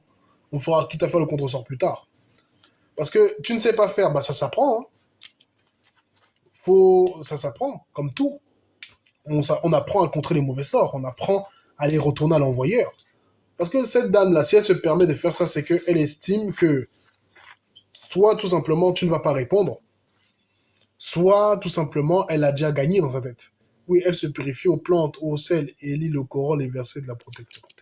Mais est-ce que ça change quelque chose? C'est ça la question, Neymar. Donc tu dis qu'elle pratique, mais ça c'est pas forcément pratiquer, hein. Parce que quand je dis est-ce qu'elle pratique, je parle pas de la religion, je pratique des arts occultes et spirituels. Parce que la religion, oui, c'est une forme de palliatif. Rares sont les personnes qui pourront vraiment rester dans la religion et se sortir de leurs problèmes occultes. Il y a des gens qui sont en grosse affinité avec les regards des religions et ça pourra les aider, à la limite, mais bon. En tout cas, ça marche pas, faut le dire. La Rokia, bah, en vérité, c'est une forme de maïtisme basique. C'est une sorte de. Mais ça dépend de la personne qui te le fait. Il y aura des Rokia comme des exorcismes chrétiens et des prières chrétiennes qui vont marcher parce que la personne qui te le fait, c'est quelqu'un qui lui-même est un canal. Beaucoup de vos imams, beaucoup de vos pasteurs, prêtres, etc. Mais c'est des pratiquants. C'est des occultistes. Il y a. Mais... Ah là là. Non, elle fait que les rituels qui sont dans le cadre religieux. Bah, c'est normal alors qu'elle en soit là. Alors. C'est pas une pratiquante. Oui, voilà. Il faut être plus fort énergiquement que le... Ouais, exactement. Bah, le problème qui se passe, c'est que elle pratique les rituels religieux, mais c'est pas ça qui va la faire sortir de là, hein, malheureusement. Il y a beaucoup de personnes qui sont même, que j'ai même, bah, du coup, ils ont été là en live, que j'ai soigné, qu'on a fait des travaux ensemble, où la religion, c'est bien jusqu'à ce que tu as un vrai problème. De nature occulte, notamment. Quand tu as un vrai problème comme ça, bah, la religion ne va pas t'aider, malheureusement, hein. Même si on la vend comme étant l'aide de toutes les aides, dans le fond, ça ne réglera pas votre problème. On peut, en fait, c'est-à-dire que si tu tombes sur quelqu'un qui est puissant, qui pratique, mais qui est dans la religion, tant mieux, tu pourras t'en sortir. Sinon, tu vas devoir quitter cette histoire.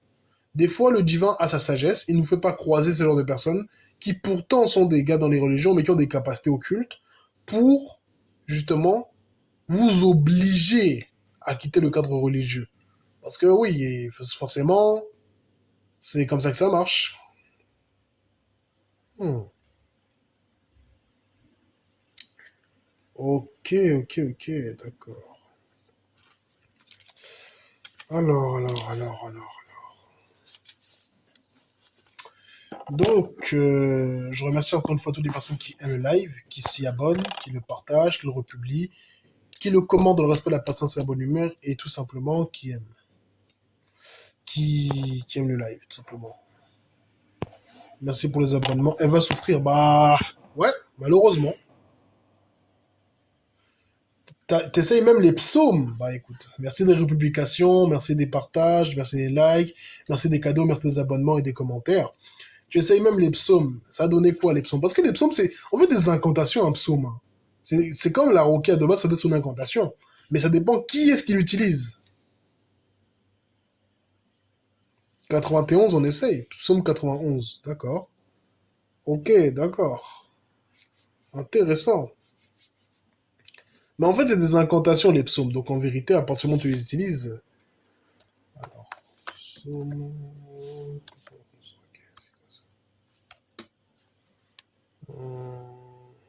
Intéressant. Moi, j'avoue, j'ai jamais utilisé les psaumes, mais je sais qu'il y a des personnes qui les utilisent. Après, il faut savoir qu'il y a des occultistes eux-mêmes qui utilisent en vérité ça. Ben, et j'essaye vraiment, je ne suis plus fermé à une religion. Je peux comprendre, hein. Parce que, en fait, ce qui se passe, c'est qu'un psaume, fondamentalement, ça sert à quoi? Ça sert d'incantation. En plus, c'est plus à faire avant d'aller dormir, le psaume. En fait, le psaume, bah, moi, déjà, il faut comprendre un truc. En termes de pratique occulte,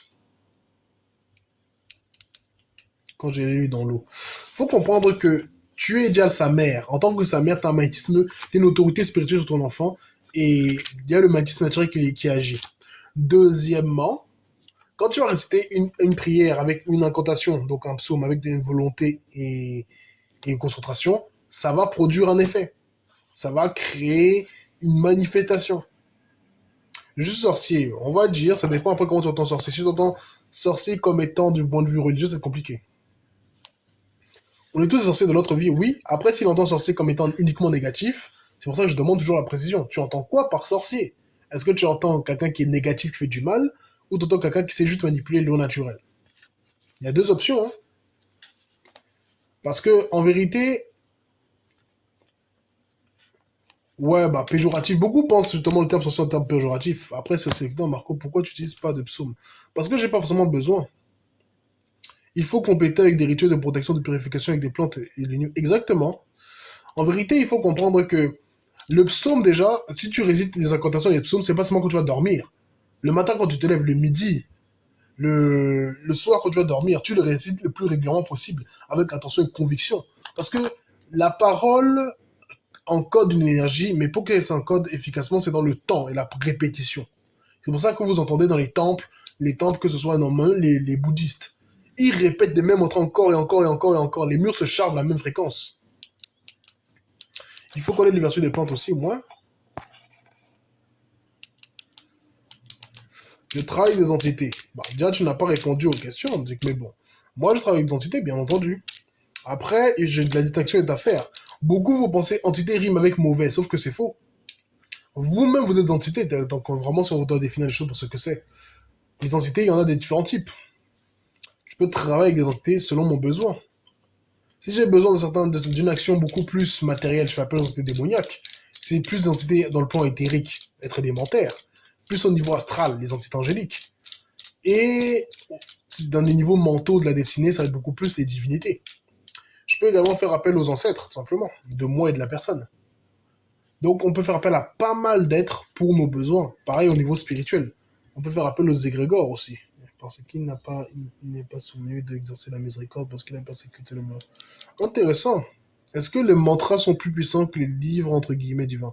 Le mantra est plus puissant parce qu'il a été répété beaucoup plus de fois.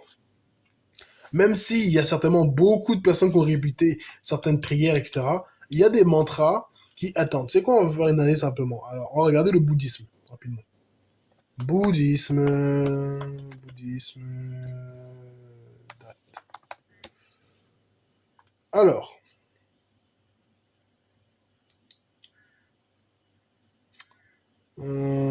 Si on va en gros, il y a vers 400 avant Jésus-Christ. Bonjour à toi, Fédération d'Animus. Comment on fait appel réellement aux ancêtres? Je pourrais expliquer ça rapidement. C'est genre automatique. Oui, en fait, il faut comprendre que le bouddhisme juste, il existe depuis donc moins 400 avant Jésus-Christ. Alors 400 après Jésus-Christ, bon alors, ça veut dire que c'est un égrégore plus fort, le bouddhisme. L'égrégore bouddhique est un peu particulier parce que bon, il y a eu des dérives bien sûr, mais c'est surtout des disciplines intérieures. Il faut te dire que les gars récitent les mêmes mantras depuis plus de 2000 ans. D'accord? C'est-à-dire que depuis près de 2000 ans, les gars méditent sur une même durée, en fait. Le bouddhisme existe depuis des siècles. Parce que aussi, la personne qui va réciter le mantra, ça va dépendre de quelle est sa pensée en vérité. Ouais, bref. Le Gautama Siddhartha, ouais, c'est-à-dire que ça fait près de 3000 ans en vérité que ça se répète. Il faut imaginer près de 3000 ans de mantras, de méditation répétées encore et encore. Ça crée une charge colossale au fil des siècles. Et cette charge, bah, elle a un impact tout au long de la vie.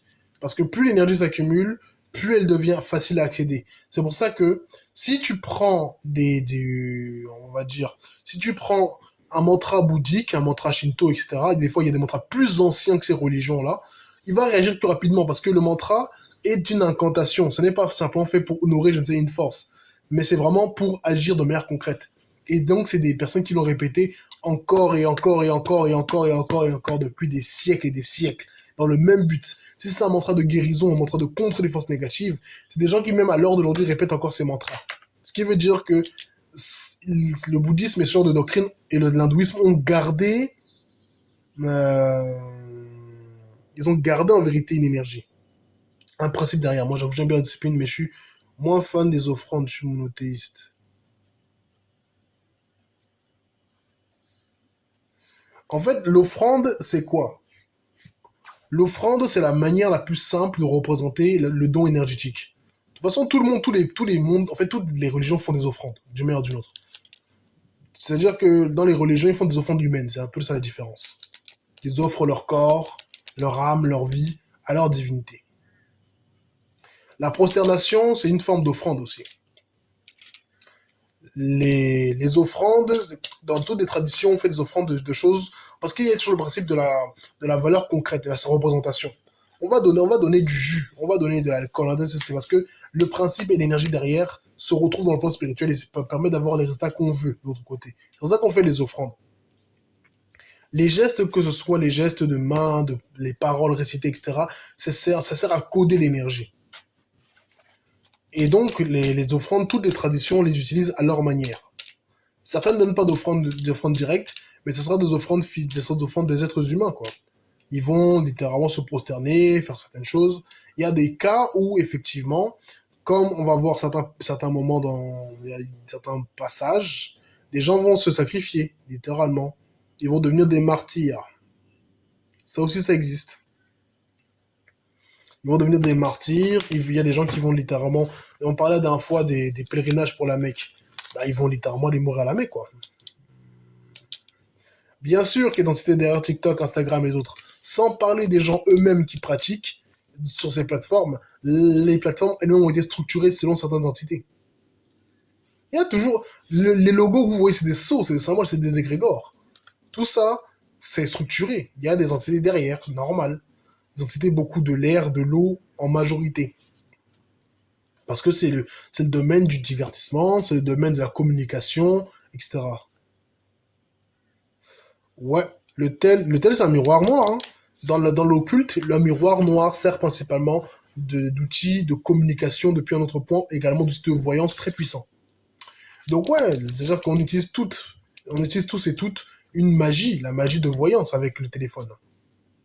Tous ceux qui ne le savent pas, vous pratiquez déjà une forme de sorcellerie en fait, avec le téléphone. Sorcellerie liée à la voyance, entre autres.